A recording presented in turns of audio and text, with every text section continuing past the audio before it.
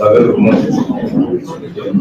Ainsi, à tous ceux qui s'intéressent à l'avenir de notre terre et beau pays, à celui de son peuple en lutte contre un gouvernement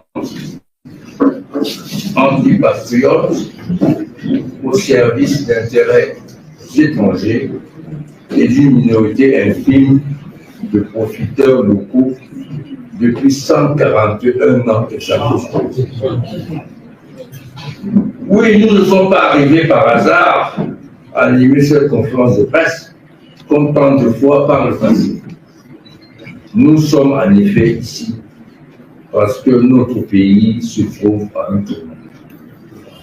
Depuis près d'un demi-siècle, le Cameroun se bat pour devenir lui-même, pour être un espace de félicité où ceux qui y vivent sont des femmes et des hommes libres, heureux, coopérant entre eux, produisant en se relayant de génération en génération, comme le firent nos ancêtres jusqu'à la mise en esclavage massive des Noirs versus la colonisation.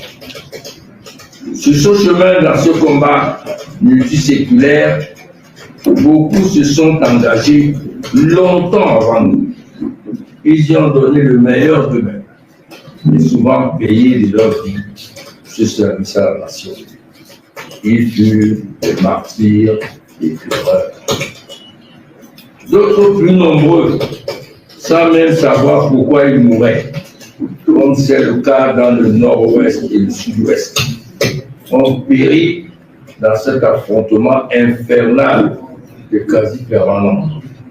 Pour eux tous, devanciers de la lutte sacrée pour la libération du peuple africain du Cameroun et anonymes victimes, je vous prie de bien vouloir nous permettre de manifester notre éternelle reconnaissance et notre solidarité par une petite minute de silence. Merci.